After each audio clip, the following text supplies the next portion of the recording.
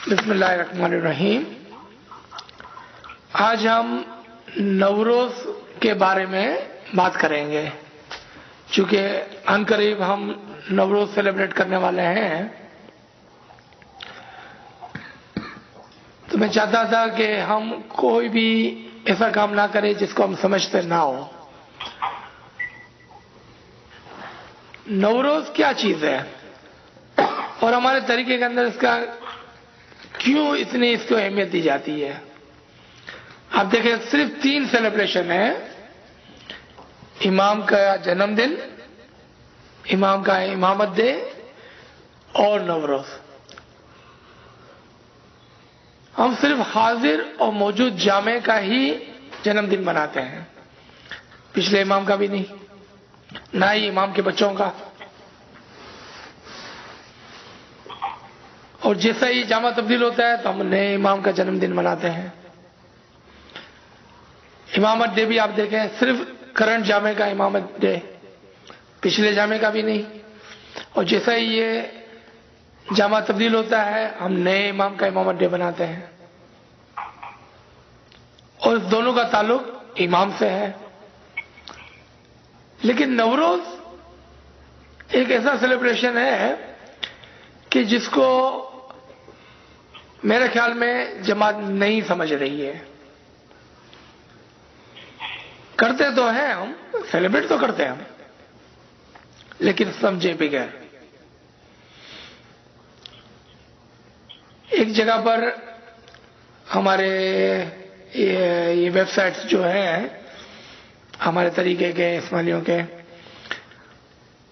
اس میں ایک بہت ہی عجیب و غریب اور میرے نزدیک مذاق خیز بات لکھی ہوئی تھی کہ ہم نوروز اس لیے سیلیبریٹ کرتے ہیں کیونکہ جب حسن علی شاہ اور شاہ علی شاہ ماں باپ عراق سے، ایران سے انڈیا کی طرف تشریف لائے، تو وہ سیلیبریشن جو ہم کرتے رہتے تھے، ہم نے الموت کے زمانے میں بھی کیے ہیں اور ایران کے اندر بھی اس کو سیلیبریٹ کیا ہے، یعنی کہ جو پرشین ورلڈ تھا وہاں پر نوروز یعنی کہ بہت سالوں سے، ہزاروں سالوں سے سیلیبریٹ ہوتا ہے۔ اور جب امام ہماری طرف آئے، یعنی کہ انڈو پاک کی جماعت کے اندر، اور چونکہ ان کی بیویاں اشناشری تھی اور پرشین تھی، تو ان کے انفلوئنس کے اندر آ کر امام نے اس سیلیبریشن کو ہماری جماعت کے اندر رکھا۔ بہت ہی مذاق خیز بات لگتی ہے یہ کہ امام ان کے انفلوئنس میں آ کر ہم کو ایک خوشحالی دیتے ہیں۔ اگر یہ بات درست ہوتی تو پھر سلطان موشا کے زمانے میں کوئی فرینچ، کوئی اٹالین یا کوئی کرسچینٹی کا یورپین سیلیبریشن بھی ہمارے اندر آنا چاہیے تھا، کیونکہ انہوں نے فرینچ اینڈ اٹالین لڑکیوں سے شادی کی۔ اور حضرت امام کی طرف سے بھی کوئی ایسا سیلیبریشن ہمارے پاس آتا کیونکہ حضرت امام نے بھی یورپین لڑکیوں سے شادی کی۔ نہیں، ایسی بات نہیں ہے، یہ بات لا علمی کی وجہ سے ہوتی ہے۔ پہلے ہم دیکھیں کہ نوروز ایک نئے دن کی طرف اشارہ کرتا ہے، تو اسپرنگ تو دنیا میں سب کے اوپر آتی ہے، اور ہو سکتا ہے کہ 21 مارچ کو اسپرنگ ہمارے یہاں ہو، لیکن افریقہ کے اندر وہاں تو ونٹر شروع ہو رہا تھا اس وقت، بلکہ یہ فول کا وقت ہے۔ یہ تو ہم فول کے زمانے میں اگر کسی اسماعیلی کو جو افریقہ میں رہتے ہیں اس کو کہیں کہ آپ نوروز منائیں، تو first day of spring that would not be true. اگر اس کو فزیکلی لیتے ہیں کہ یہ فرسٹ ڈے آف اسپرنگ ہے، تو اس کا مطلب یہ ہوا کہ فرسٹ ڈے آف اسپرنگ ایک مثال ہے، ایک مثال ہے۔ نوروز آپ کے لیے ہو سکتا ہے کبھی دسمبر میں آئے، کبھی جنوری میں آئے، کبھی فروری میں آئے، کبھی مارچ میں بھی آئے، اور دوسروں مہینے میں بھی آ سکتا ہے، کہ جب امام کا نور آپ کے اندر طلوع ہوتا ہے یعنی کہ سورج جب چمکتا ہے آپ کی عالم شخصی کی زمین پر تو وہ نوروز کا دن آپ کے لیے ہوتا ہے. وہ نوروز کا دن آپ کے لیے ہے. ہو سکتا ہے کہ 4 مہینے کے بعد وہ کسی اور کے لیے ہو سکتا ہے 2 مہینے کے بعد وہ کسی اور کے لیے ہو. یعنی کہ جب جب امام کا نور آپ کی سرد زمین پر، جو زمین سردی سے سوکھ گئی ہوتی ہے، اس کے اوپر جب امام کا نور چمکتا ہے تو وہاں پر اسپرنگ آتا ہے. یعنی کہ وہاں پر روشنی ہوتی ہے، وہاں پر ایک بہار آتی ہے. اور وہ نوروز کا دن آپ کے لیے ہے. تو ہم نے دیکھا کہ یہ سیلیبریشن آف نوروز اس لیے نہیں ہے کہ دنیا کے اندر، کیلنڈر کے اندر یا کسی ایک زمین کے خطے کے اوپر اسپرنگ آیا ہوا ہے، کیونکہ دوسرے خطے کے اوپر جہاں اسماعیلیز رہتے ہیں وہاں پر ہو سکتا ہے ابھی فال ہو، کیونکہ وہ دنیا کی دوسری طرف رہتا ہے، وہاں پر اسپرنگ نہیں ہے. تو وہ کیسے نوروز کو سیلیبریٹ کریں گے پھر؟ اب آئے ہم نوروز کے جو سمبل ہم نے رکھا ہوا ہے جماعت کے اندر، وہ کیا ہے؟ انڈا. Y egg? جبکہ اسپرنگ کا تعلق جو ہے وہ ویجیٹیشن سے ہے، انڈے سے نہیں ہے. انڈا تو ونٹر میں بھی ہوتا ہے، سمر میں بھی ہوتا ہے، فال میں بھی ہوتا ہے، اسپرنگ میں بھی ہوتا ہے. تو انڈے کا سمبل کیوں ہے؟ نوروز کا تعلق اور نوروز کا سمبل ایک انڈے سے کیوں دیا گیا ہے؟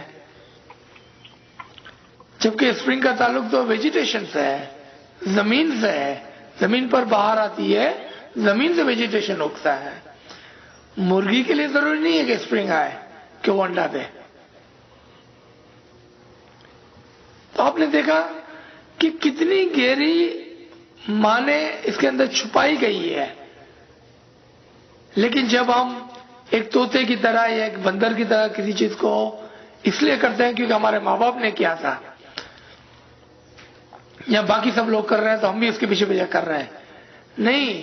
آپ عقل مند لوگ ہیں، آپ علم والے لوگ ہیں، آپ سوال کریں، آپ سوچیں کہ امام نے ہم کو یہ سیلیبریشن کیوں دیا ہے، اس کے پیچھے کیا حقیقت چھپائی گئی ہے. تو پہلی حقیقت ہم نے دیکھی وہ یہ تھی کہ جس وقت آپ کی عالم شخصی کی زمین پر امام کا نور چمکتا ہے وہ آپ کے لیے نوروز کا دن ہے. اور this is the first day of your spiritual life. یہ نیا دن ہے، Nowruz, new day. That is the new day for you, کیونکہ آج آپ کے اوپر اصل زندگی کا ادراک ہوا ہے. جس طرح سے ایک بچہ جو ماں کے پیٹ کے اندر زندہ ہو جاتا ہے تو کیا ہم اس کو زندہ بولتے ہیں؟ ہم اس کو اس دن بولتے ہیں کہ یہ پیدا ہو گیا جب وہ ماں کے پیٹ سے باہر آ جاتا ہے. ماں کے پیٹ کے اندر بھی تو وہ زندہ ہوتا ہے، تو ہم اس کا سیلیبریشن اس وقت نہیں کرتے ہیں، اس کا برتھ ڈے ہم اس دن کاؤنٹ نہیں کرتے ہیں. اسی طرح سے آج ہماری زندگی نفس کلی کے پیٹ کے اندر ہے. ہم زندہ ہونے کے باوجود بھی ابھی تک جنم نہیں لیا ہے ہم نے، اور جنم جس دن لیں گے وہ نوروز کا دن ہوگا، وہ ہمارا ڈیٹ آف برتھ ہوگی، اور وہاں سے ہماری اصل زندگی کا آغاز ہوگا.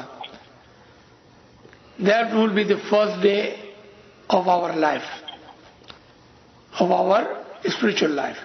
حقیقی زندگی کا وہ دن ہوگا. آئیں دوبارہ انڈے کے کوشچن پر کہ انڈے کو کیوں سمبولکلی بنایا گیا ہے. ایک سمپل چیز ہے کہ بھئی اسپرنگ کا تعلق زمین سے اور ویجیٹیشن سے ہے، کھیتی باڑی سے ہے. اس کا تعلق مرغی اور انڈے سے نہیں ہے، تو یہ نشانی کیوں رکھی گئی؟ نوروز کا سمبل انڈے سے کیوں دیا گیا؟ آپ دیکھیں مرغی جب انڈا دیتی ہے اور اگر اس انڈے کو چھوڑ دے اور اس کے اوپر نہ بیٹھے اور اس کی حفاظت نہ کرے اور اس کو گرمی نہ دے تو کیا کبھی اس کے اندر سے چوزا نکلتا ہے؟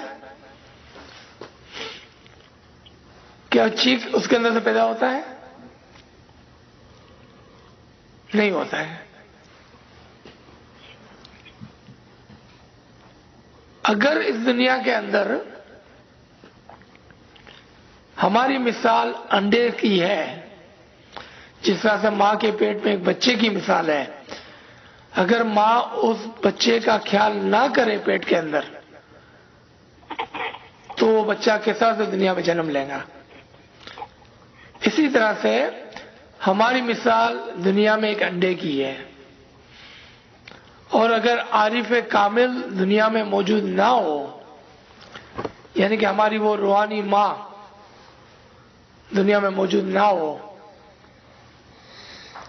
تو کون ہمارے اس انڈے کی حفاظت کرے گا اور کون ہم کو گرمی پہنچائے گا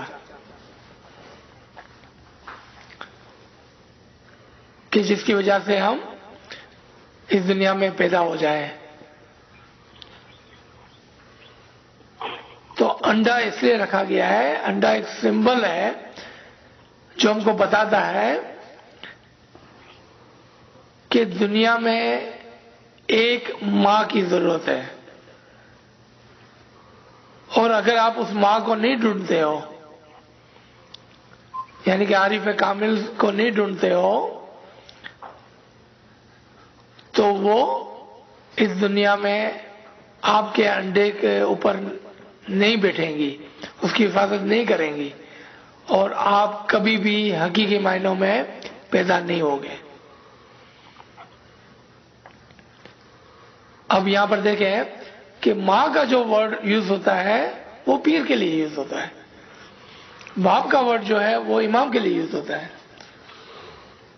تو آج ہمارے زمانے میں پیرادن جو ہے وہ امامت کے ساتھ مل چکی ہے، تو پھر آج ہمارے پر کون عارف کامل ہے کہ جو ہماری حفاظت کرے گا اور میک شور کرے گا کہ ہم اس دنیا میں پیدا ہو جائیں؟ اس کے دو الفاظ الگ الگ ہیں قرآن کے اندر۔ امام جو باپ کے مقام پر ہے اس کے لیے خالق کا ورڈ یوز ہوا ہے، اور خالق کا کام ہے کہ وہ مرغی سے ایک انڈا دنیا میں پیدا کر دے، خلقت۔ پھر رب کا ورڈ یوز ہوا ہے، رب کا کام ہے کہ وہ اس انڈے کی حفاظت کر کے اس کو گرمی پہنچا کر اس کے اوپر بیٹھ کر اس کی حفاظت کر کے اس انڈے کو ایک مرغی ایک چوزے میں تبدیل کر دے۔ تو خالق نے تو اپنا کام کر دیا، ہم کو دنیا میں پیدا کر دیا۔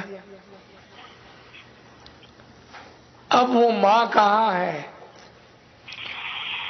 کہ جو ہماری حفاظت کرے، ہماری تربیت کرے، ہمیں گرمی پہنچائے، ہمیں اپنی حفاظت کے اندر رکھے؟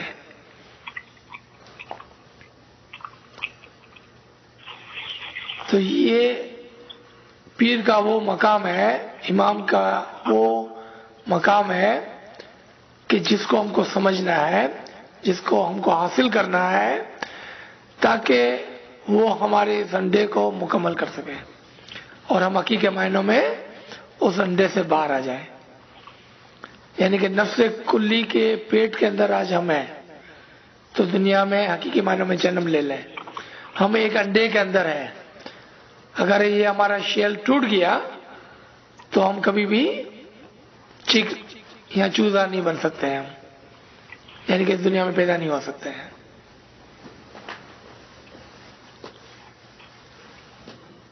امام اپنے فرامین سے، اپنی ہدایت سے، اپنی شفقت سے، اپنی دعاؤں سے ہماری حفاظت کرتا ہے.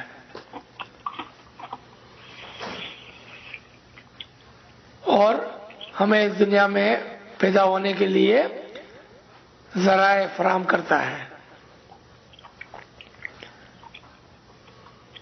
لیکن اگر ہم اس ماں کے نیچے، ماں کے زیر اثر، زیر تربیت نہ رہیں تو ہم کبھی بھی نفس کلی کے پیٹ سے باہر نہیں آ سکتے. اور یہ چیز ایک انڈا سمبل کے طور پر ہم کو نوروز کے دن دیا جاتا ہے، ہم کو سمجھایا جاتا ہے. تو نوروز ایک بہت بڑا ایونٹ ہے ہمارے مذہب کے اندر، ورنہ امام نے خواہ ہم کو کوئی ایسا سیلیبریشن نہیں دیا ہے کہ جس کا تعلق امام سے نہ ہو.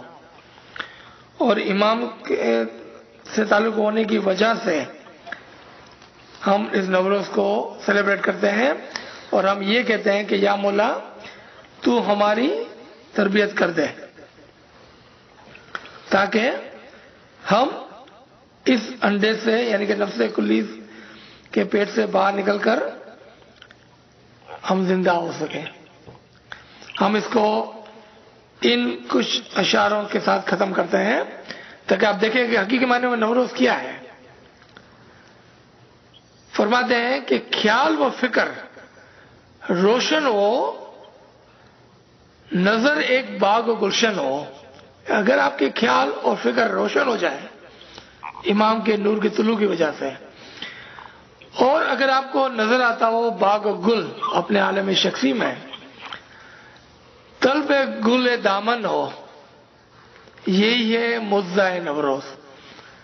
اور اگر آپ کو گل بدامن ہو، یعنی کہ آپ کے دامن میں پھول ہو، تو وہ نوروز ہے.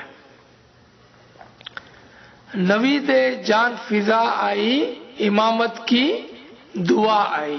جیسے ابھی ناچیز نے فرمایا کہ امام کی دعا ہے جو ہمارے لیے وہ گرمی کا کام کرتی ہے. نوید یعنی کہ گڈ ٹائڈنگس. نوید جان فضا ہے کہ ہماری جان کے لیے خوشخبری آئی ہے. کیا؟ امام کی دعا آئی ہے. مسرت کی ہوا آئی ہے، خوشی کی ایک ہوا آئی ہے، اور یہی ہے نوروز. اگر مولا سے الفت ہے، یعنی کہ اگر مولا سے محبت ہے، اگر عزائے خدمت ہے، اگر آپ خدمت کا شوق رکھتے ہیں، یہی توفیق و ہمت ہے اگر آپ کے اندر، تو یہی نوروز ہے آپ کے لیے. اتحاد کر، عبادت کر، در مولا کی خدمت کر. عبادت، اطاعت کر، فرمان برداری کر، عبادت کر، غلامی کر، در مولا کی خدمت کر، مولا کے گھر کی خدمت کر، اسی سے تو محبت کر، اور یہی ہے نوروز. اگر وہ تجھ کو خدمت دے، اس کے ساتھ ہمت دے، محبت دے، بصیرت دے، یہی ہے مزہ نوروز. یہی نوروز ہے.